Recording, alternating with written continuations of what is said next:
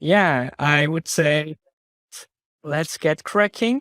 And maybe first you could introduce yourself a little bit. Sure. So again, Daniel, thanks for having me onto my Fluent podcast. My name is Alastair Budge. I am from the UK originally. I grew up in lots of different places actually in the UK. My father's Scottish, my mother's English, and we've lived in lots of different areas of the country. So when people ask me where I'm from, I say the UK because there's lots of different answers to that question. But I now live in Malta, which for those of your listeners who might not know where Malta is, and I was certainly in this category before I moved here, it's a small island about 100 kilometers south of Sicily, south of Italy. So right in the middle of the Mediterranean, and perhaps your listeners might know about it because it's quite a big center for people coming to learn English. There's lots of English schools here, and it's a sort of fun place for people to come and study English if they don't want the English weather or the costs of living in London. So yeah, I've been here for about 5 years now. Like you, I have a podcast. It's called English Learning for Curious Minds. And I know we're going to talk about it a bit later, but that is my brief introduction to me, who I am, and my life. Thank you, Alastair. Yeah, and I heard about that Malta is well known for learning English. And you also mentioned that it is near Italy, right? So do you speak Italian? I do. Yeah. My wife is from Italy, but I actually, I studied French and Italian at university, and it is a slightly strange set of events. I grew a little bit disheartened with Italian when I was studying it because I was thinking, this is never going to be useful to me, and maybe it'll be fun if I go on holiday to Italy or whatever. And then I met my wife, and it suddenly became more useful. So yes, I do speak Italian. Okay, and that means that in the beginning you kind of had troubles to learn Italian, right? Yeah. So I guess I learned it formally at a university, and formal language learning, I think, can work well for some people. For me, I need to be really interested in what I'm learning about, and I need to have a specific reason to do it, because just learning grammar and vocabulary on its own, for me, is not a super interesting way to learn. So I needed to really find something that helped me get into the language. And for French, for example, I got really into the works of Balzac and his sort of series of almost 90 books called the Comédie Humaine, like the human comedy. And I kind of became obsessed with that. And similar thing with Italian, I got really into Dante, and found that as a very interesting kind of route into the language. I guess my struggle is mainly around motivation, right? If you're if you don't have a strong kind of reason that you want to get into something, it's hard to motivate yourself. Yeah, and of course, there were no podcasts then when you were learning Italian and French, right? I started university in 2006. So, it was sort of before people had smartphones, or before, I think, iPhone came out in 2007. And I simply didn't know about podcasts as a tool. It was not something that anyone ever talked about. I didn't know anyone who listened to podcasts at the time, especially for language learning. Like none of my course mates or anything, or anyone listened to podcasts. But I always found the mix of kind of audio textual stuff very, very useful, because you're both listening and you're having what you've heard reinforced when you're being able to read it on a page. And so I kind of transferred that experience and use that I had found from the mixture of audio and text to podcasts when I started my own.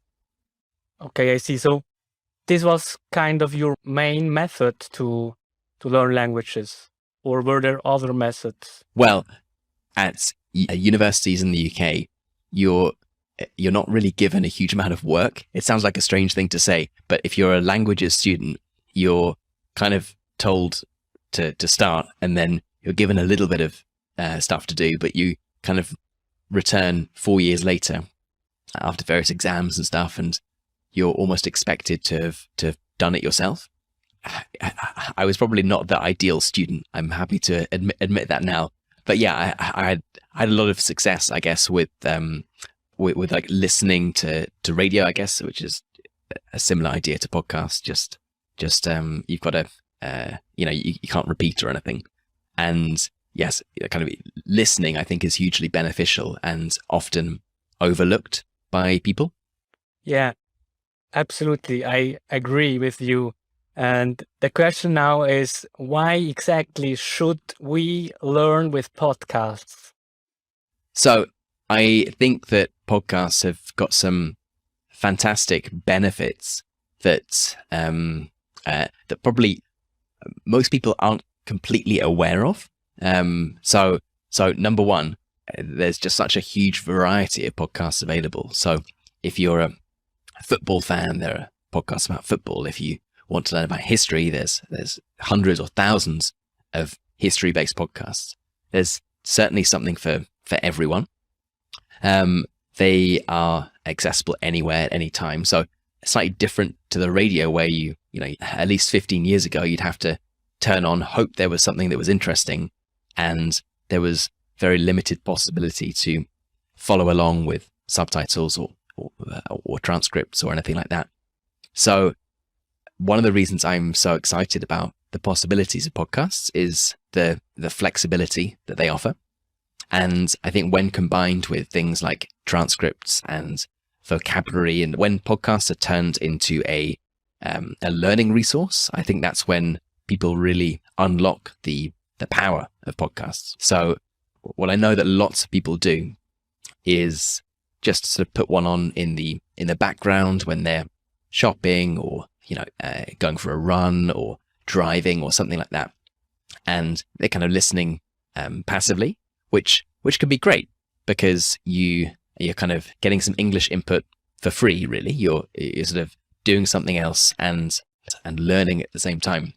But where I think you can take it up a notch, you can really get more out of them, is by starting to treat them as a kind of learning resource and as a discrete learning activity.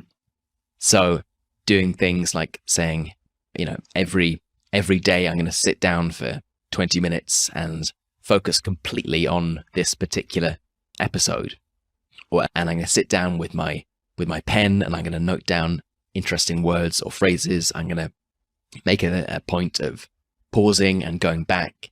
I will do an exercise at the end of it where I might try and record myself and talk about my own thoughts about what I've heard. I think that's where you really start to gain the most benefit from them. And when you're turning it from what people think of as a passive activity into an active activity. And that's really where I've seen the most success with learners. Yeah. And I just wanted to remark that in my case, I listen to many different podcasts, and you also mentioned the different accents that you are able to listen to. And yeah, I have found that sometimes it is difficult when you listen to an accent that you are not familiar with.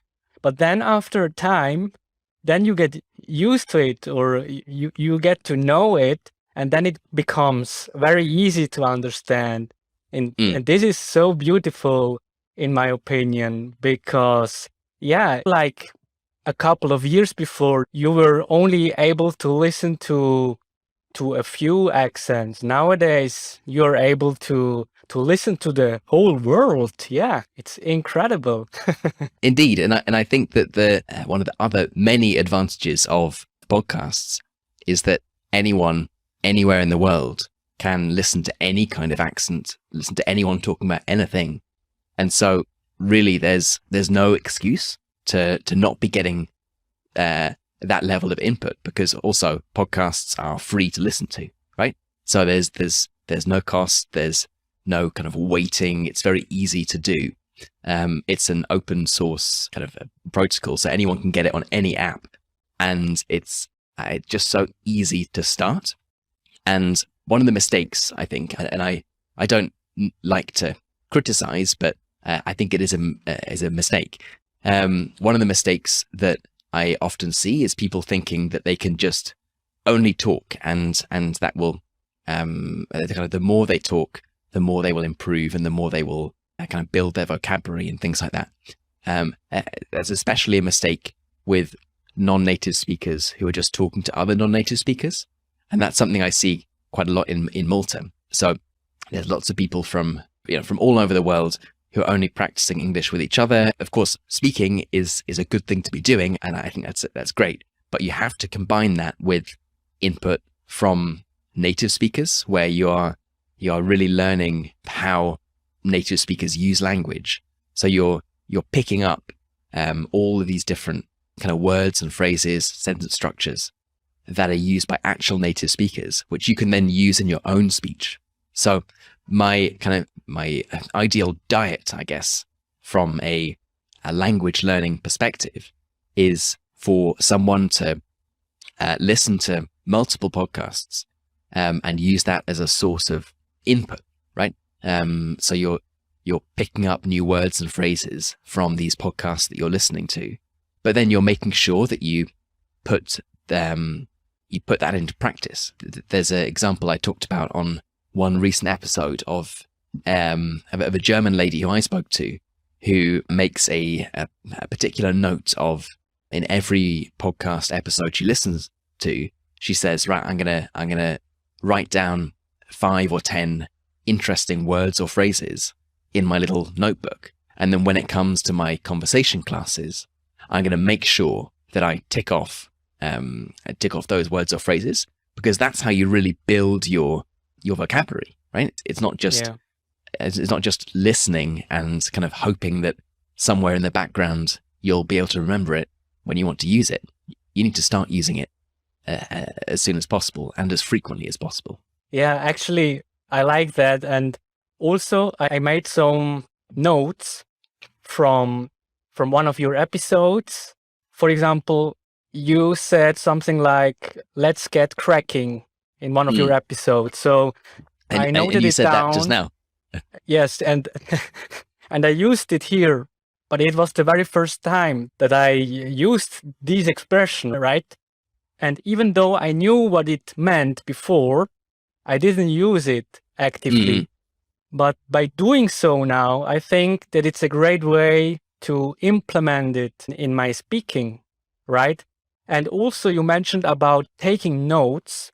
So my question is, when it comes to apps and podcast players, what tools or apps should we use to get the most out of it? So my honest answer is I don't think it matters. There's lots of different podcast apps. I use several.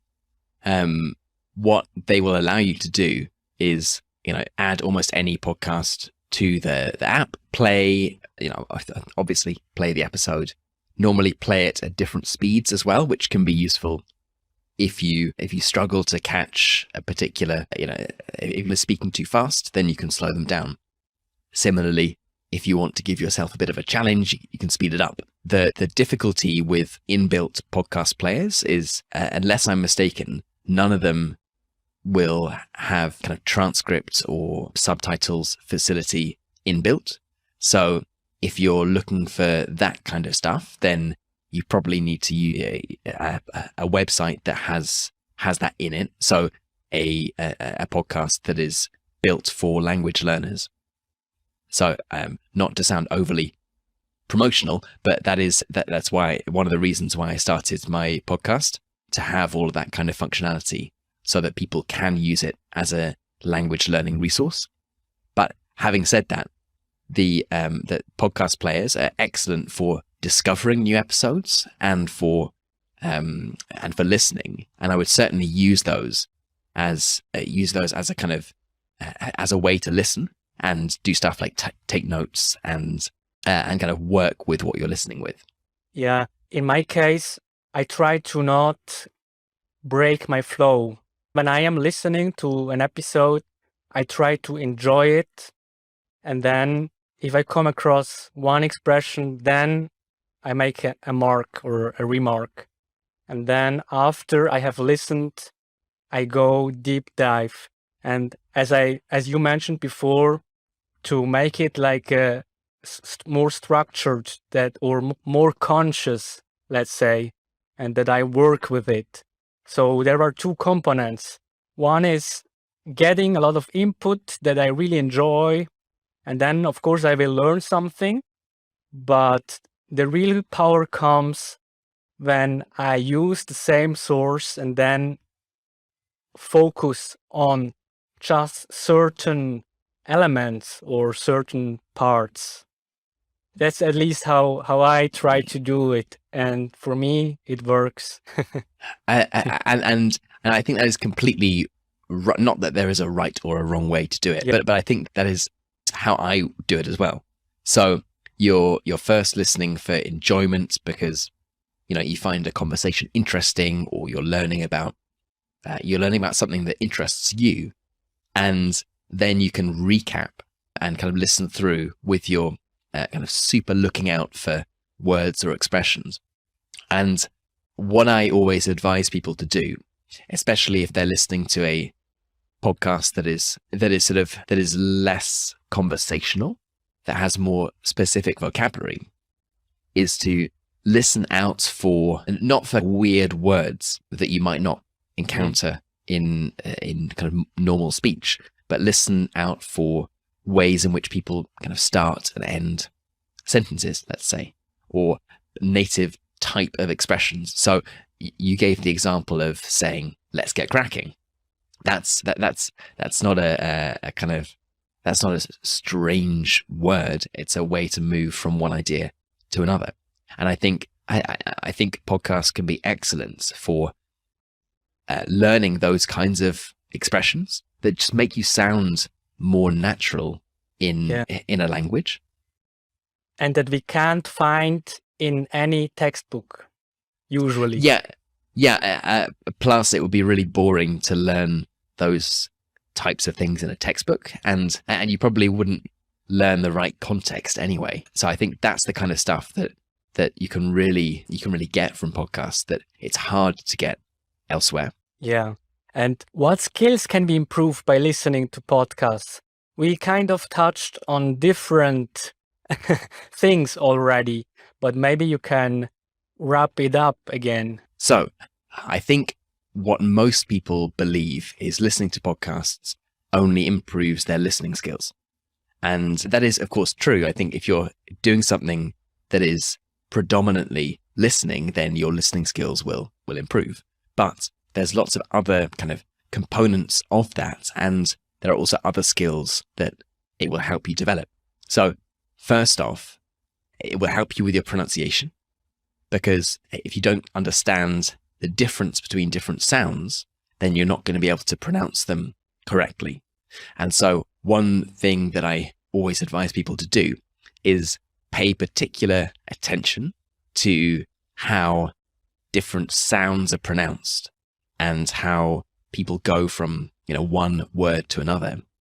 Because that, if you start noticing these kinds of things, then when it comes to recreating those sounds and saying those words yourself, you'll have a much better chance at pronouncing them correctly.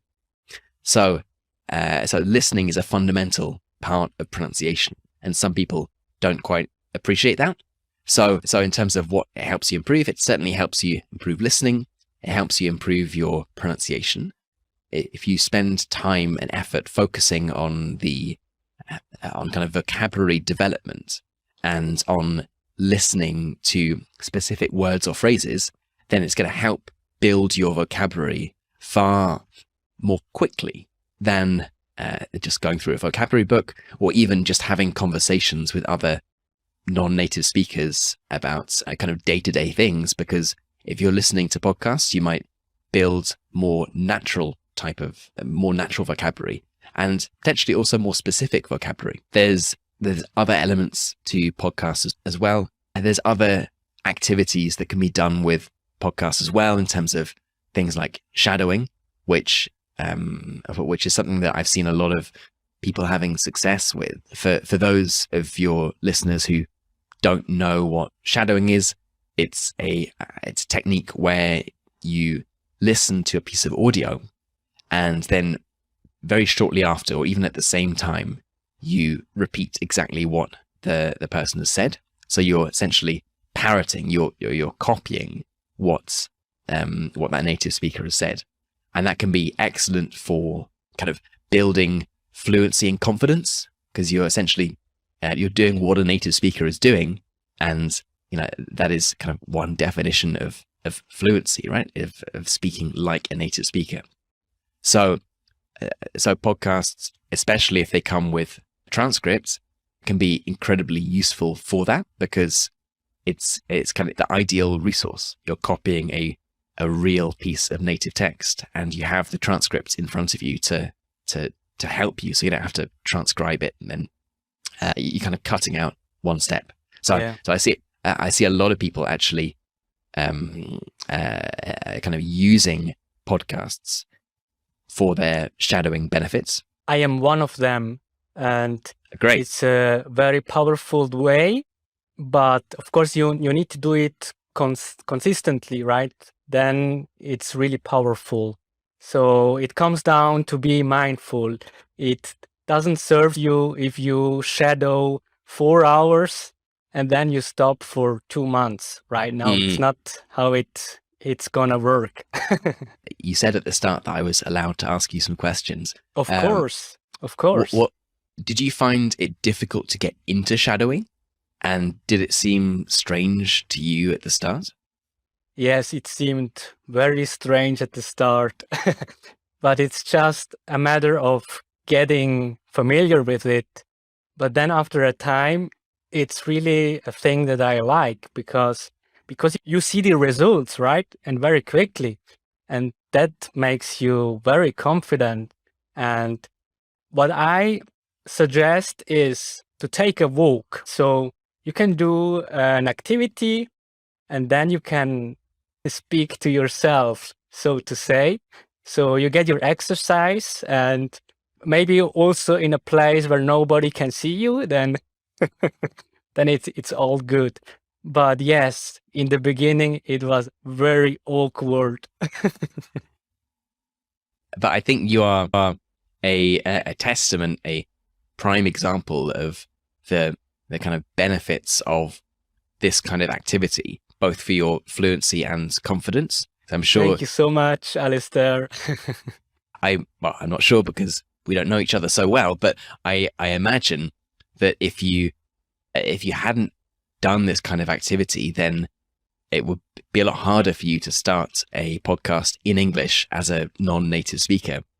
And I'm sure that some part of your confidence and fluency can be attributed to these activities you've been doing. Yes, I would say so. Yes, of course. I like your idea of walking around and going in a quiet place. I remember seeing the man who sort of invented, I guess, the concept of shadowing. I think his name is Alexander Arguelles or something. He's awesome.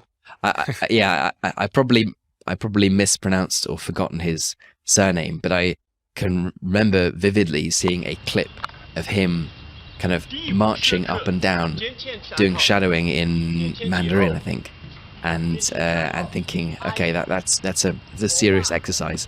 And so I would not necessarily say to everyone that they need to be taking it as seriously as this man who, was marching around in almost a kind of military way. Yeah. but that's perhaps something to aim for. I will put the link to this video in the show notes, because I remember this video clip and it's really great. And in general, what Alexander is doing is just fantastic, I find. Yeah. And I know that you are not a fan of the IPA system, the International Phonetic Alphabet. But can you tell us why you are not such a fan of it? I to recap, it's not that I am not a fan of it, kind of per se. I think it serves an excellent purpose, and I'm kind of very happy that it exists. What I don't necessarily agree with is that people need to kind of become masters of it before working on their pronunciation. And my questions about it, or rather my kind of fear, is that some people I've spoken to feel like they can't work on their pronunciation until they kind of know IPA. And for lots of people, especially in Europe, they won't have learnt it at school, and it can look a kind of bit familiar. It's different, looks like a different alphabet. And so for someone who isn't aware of it, it makes pronunciation seem daunting and difficult and hard to approach. Whereas the reality is that pronunciation is simply, creating sounds from our mouths. And it's a question of listening carefully, kind of noticing where your tongue and your teeth and all the things in your mouth go, and kind of working on pronouncing those sounds. Now, IPA, of course, is helpful for cataloging how different sounds work, and it can be very useful for people who, especially who come from East Asia, let's say, where the sound patterns can be very different. So it can be very useful for some people, but I think for people who don't know IPA and are kind of thinking, should I be learning this to work on my pronunciation? I don't think it is that important for most people, and there are certainly ways in which you can do excellent work on your pronunciation without knowing it. Thank you very much. So let's move on to our next topic, which is Leonardo English. And first, I wanted to talk about your podcast, English Learning for Curious Minds, but actually the project is called Leonardo English. Maybe you could make some kind of an introduction. What is Leonardo English? Sure. So Leonardo English is a company I started, in October of 2019. So almost 2.5 years ago. And the whole kind of philosophy of it, the mission, is to help people improve their English in a more interesting way. So in a way that is different and more engaging and more interesting than what most people's experience of learning English at school. So the kind of first product, our main thing, is English Learning for Curious Minds, which is a podcast. I make 2 episodes a week. We're almost 250 episodes now. The idea is we create engaging sort of 20-25 minute episodes on interesting stories, people's lives, things from history, and kind of explainers of how things work. And we provide all of the learning materials that help people understand kind of more difficult phrases and use the podcasts as a way to learn, really. We create all of the learning materials that come along with them. So yeah, I've been doing that for 2.5 years now. It started off, very small, probably just my mother listening to it. And now there are, lots and lots of people from all over the world who are listening to it.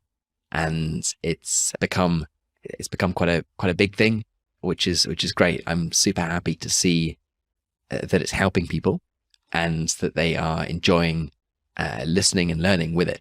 What inspired you to create Leo? No, it's not Leo, it's Leonardo English, sorry. Leonardo English. So really my own experience with language learning. And I approached it with the perspective of I'm quite easily bored by kind of conversational stuff, and I would love to have had something that basically was Leonardo English, but in French and Italian when I was at university. And I figured if I can make podcasts that allow people to learn something weird and wonderful about the world at the same time as improving their English, then that would be something that I would have liked. Now, perhaps I'm not unique, so I'm going to create some episodes and see whether anyone listens to it. And that's how it got started. And I haven't stopped. So that's kind of where we are at the moment. And this year, I'm planning on creating some kind of different styles of podcasts as well. We'll probably have a kind of fictional one. Great. so different stories, and working on some courses as well that all drive together in this mission of helping people improve their English in a more interesting way. So trying to create engaging and interesting content that allows people to learn something more than just language. And by the way, congratulations to your 1 million downloads. Thank you. Yeah, it's it seems strange to think that there's so many people who have listened and have enjoyed it, but I guess that really is the power of podcasts, that you can create something and people from all over the world can listen to it and hopefully enjoy it, and it helps them on their own English journey.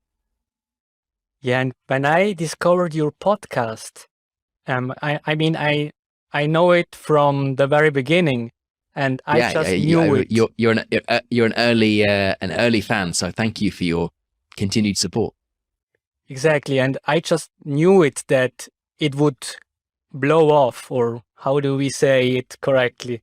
I knew that it would succeed, right? So, well, that's very kind of you. I didn't know it, and I think it's still very small compared to how many people I think can benefit from it.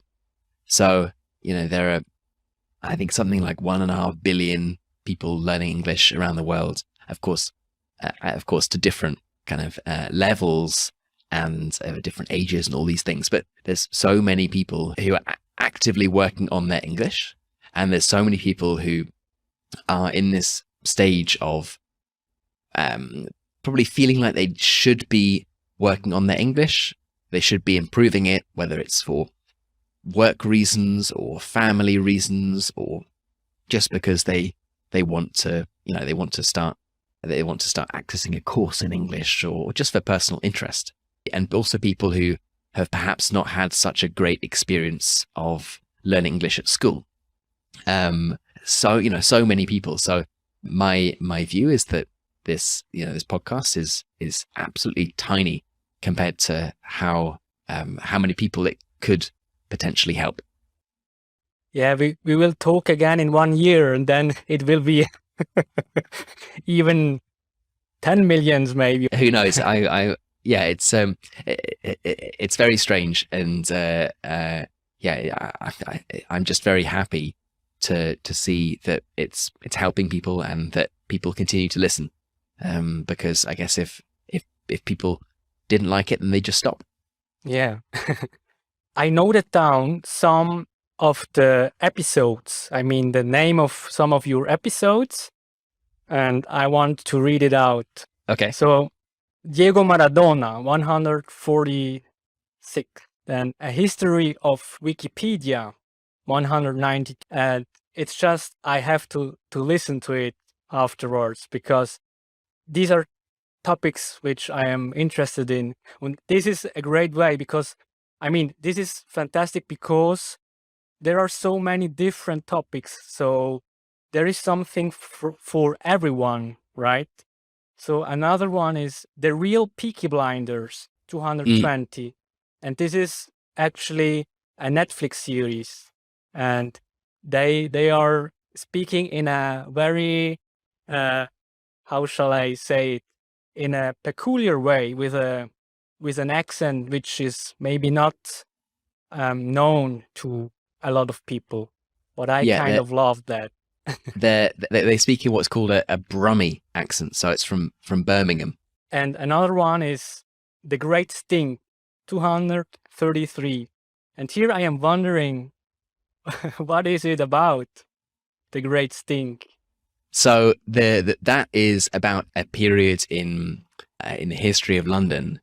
I'm going to try and remember the date. I think it's 1858. I'm pretty sure it's 1858, when there was a huge the huge stink caused a terrible smell because of all of the sewage, all of the waste. It's going to sound a bit disgusting. Disgusting. All of the waste, urine and feces that had been poured into the Thames, and there was a heat wave, and it just kind of evaporated, and the whole river kind of blocked. And it was, imagine if your kind of toilet has flushed, but an entire city's toilet has flushed into the river and then just stuck there. So this episode is about that period in history. It also talks about how that caused the city of London to change its plumbing system, like all the sewage system underneath the city, and is a kind of funny, I guess not so funny at the time because it was a terrible smell, but is an interesting story about how one particular event kind of changed the underground of this massive city. And how do you even come up with these topics? Lots of people ask me that, actually, and there is literally no kind of special kind of process or anything about that. I have a huge list of things that I think would be interesting, and whenever I read about something, or someone tells me about something that I think, oh, that could be a nice episode, I just add it to the list. And then when I need to write some more, I choose from that big list and I start writing. So in terms of how I actually choose them, there's really no science other than things that I think are interesting, that I would like to listen to. And they also, I allow people to submit requests for episodes that they would like to listen to as well. So in fact, some of my favorite ones have been requests from listeners who say, Alastair, I would love for you to make a podcast about, one, for example, was Fordlandia, which is this huge Ford rubber plant that was created in Brazil in, I think, the late 1920s. And I can't tell you what episode that is, 120 or something. Anyway, that was a request from a listener, and some of my favorite episodes have come from listener requests. Yeah, I see. And how exactly does the process look like? I mean, do you gather all the information, you read a lot, and then you just write it down, or how does it work? So I do a lot of research. I'll read heavily into the subject. Sometimes listen to if there's interesting podcasts about the subject, or videos on YouTube, or these kinds of things. Mainly it's articles and books, and then I'll kind of outline what I think is an interesting take on the subject. So it's always a delicate balance between providing a kind of chronological history and telling an interesting story. So it's been something I think I've got better at over time. Now, when I listen to the first, I don't know, 50 episodes or something, I feel a little bit embarrassed about it because I think the most recent ones are a lot better. But what I try and do is find the most interesting elements of a story and talk about that, rather than just doing a kind of chronological account of a subject. And then I write it. I spend I spend a few days not looking at it, and then I come back to it, I redraft it, and then record it, and that's it. Okay, I see. And so you recorded podcast for 2 years, Yeah. give or take. And as you mentioned before, nowadays your podcast is way better than before. I mean, this is what your perception is. So, Yes, I think it is in every respect, including kind of even silly things like audio quality and editing, which I was terrible at the start. I'm now a little bit better, and I actually there's an awesome guy who edits the podcasts for me now, which is good because I'm not really good at it myself.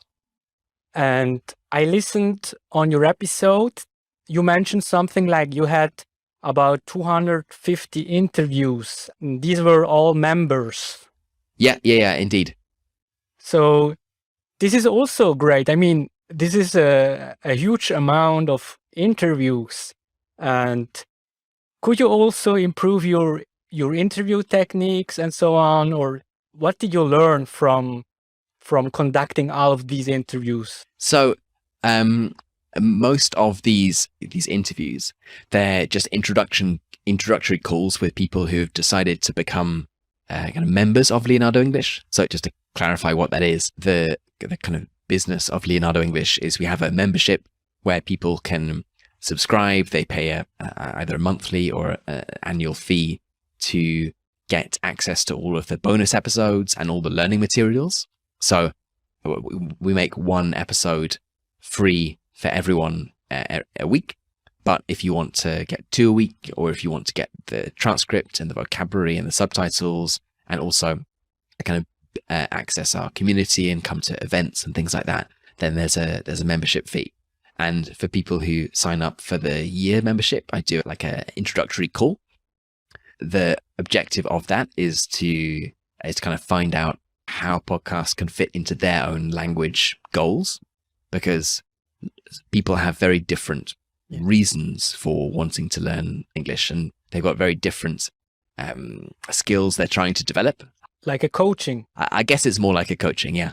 Was it difficult sometimes to understand all the different accents? I mean, these are all people from all over the world, and you may not have heard some of these accents.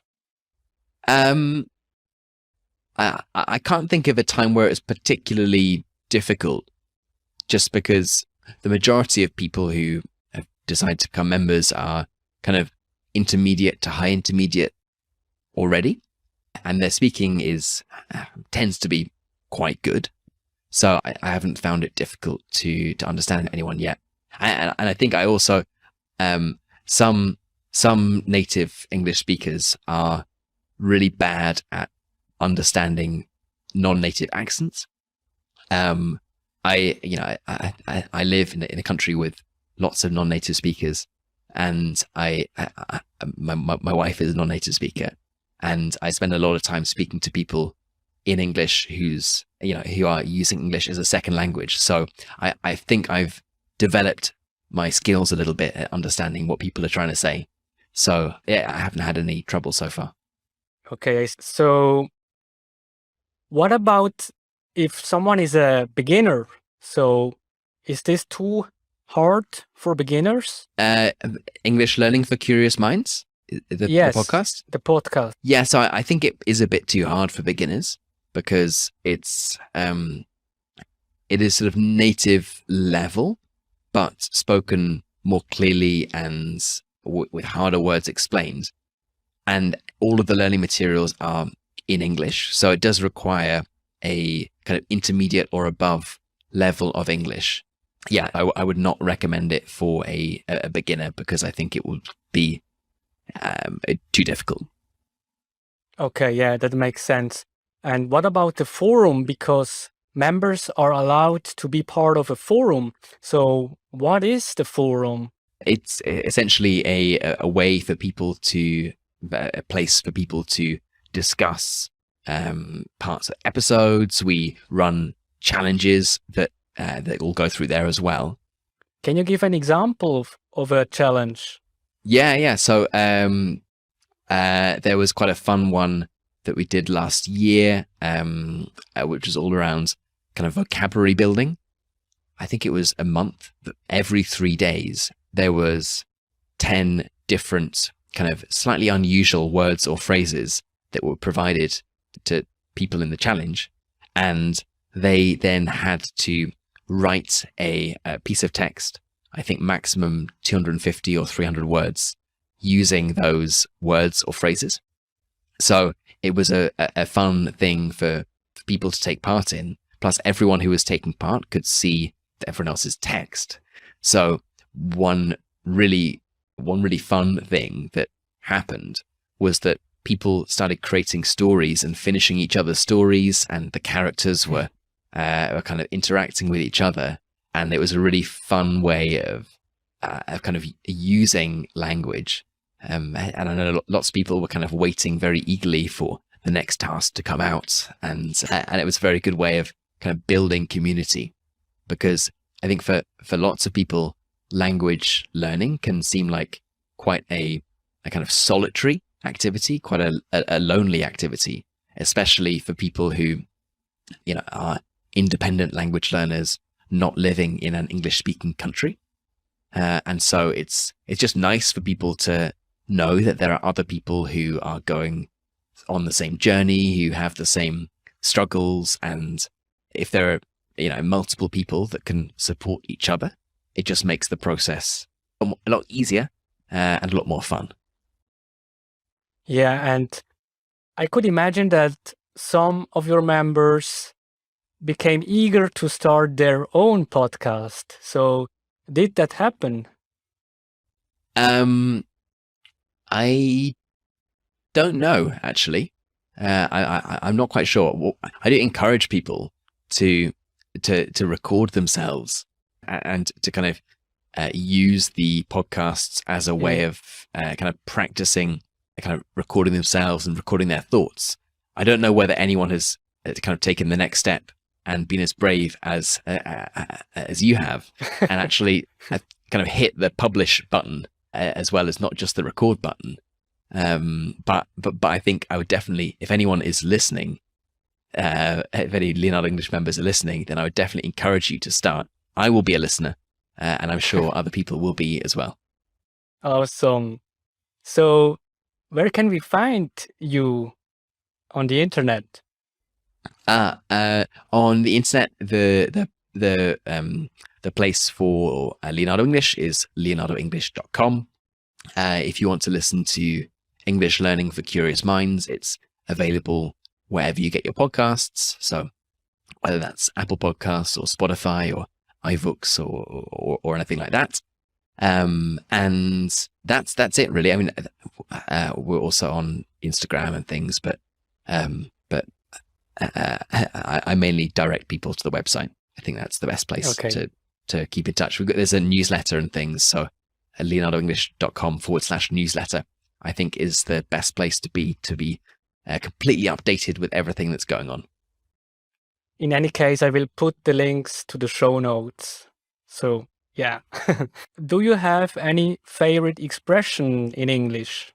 So I know you mentioned before that this might be a question that would come up.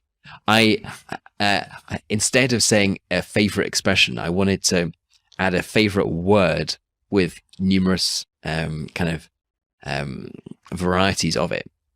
So perhaps some of your listeners know this already, but the word set in English, according to the Guinness World Records, has 430 different meanings depending on kind of what you add before or after it, and also the context. So things like all set, set up, set go, set it right, kind of set up, that kind of stuff. I think I think it can seem so confusing, and this sort of mixture of phrasal verbs and idioms. It's tough, but I think it's sort of one of the nice things, one of the sort of weirdly beautiful things about the English language, that you have these sort of different building blocks of words, and when you kind of add different blocks together in different permutations, then it completely changes the meaning. I did have, in addition to this kind of favorite word, I did have two kind of least favorite words that I wanted to add, and one is something that native speakers are often terrible at. They use this word far too much, and that's literally. And it's very common to see people use that in a wrong sense, really, saying like he was literally dying of laughter, or those kinds of things, which I think is just, it makes me cringe if you know that expression. It's like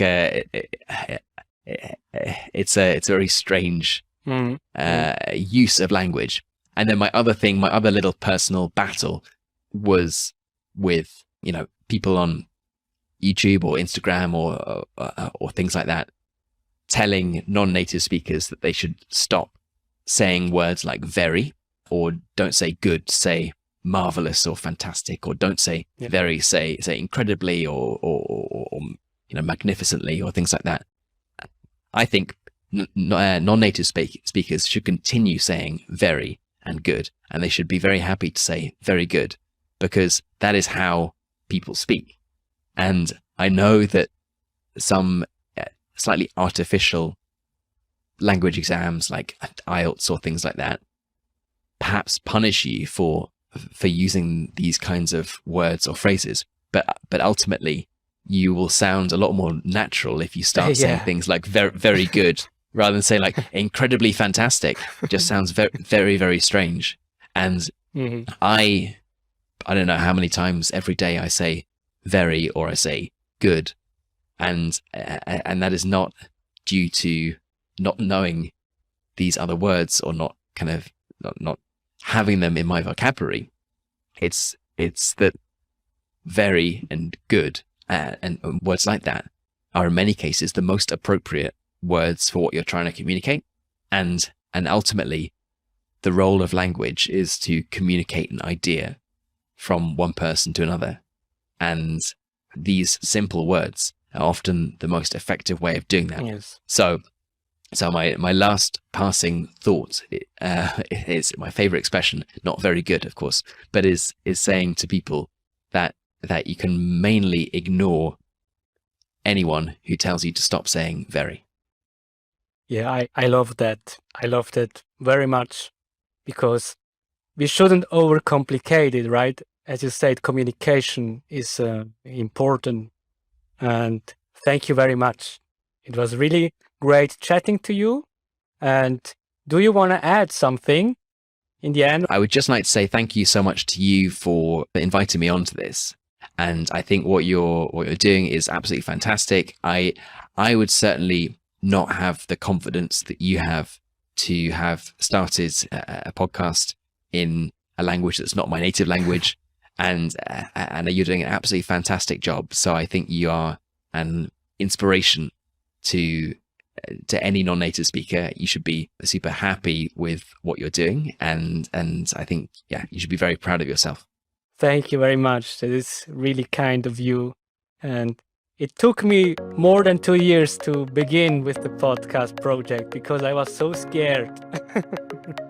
but now I am glad that I did it, that I am still doing.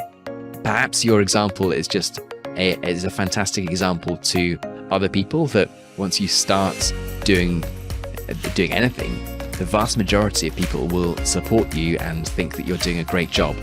And most is perhaps the wrong word, but lots of people are fearful of speaking in English because they think they'll be judged for their accent or for saying the wrong word or just for not sounding as natural as they do in their mother tongue. But really, 99.9% of people will be impressed and support you. So I think that's a really important sort of switch in mentality. It's for language learners to realize that you're doing a very good thing, and no one is going to be judging you or thinking that you're bad or anything. for speaking. Mistakes are natural, and you should just continue and take inspiration from you, Daniel. Thank you very much. And yes, thank you very much also for creating Leonardo English. And yeah, keep it going. Thanks for having me, Daniel. Thanks. Bye. Bye.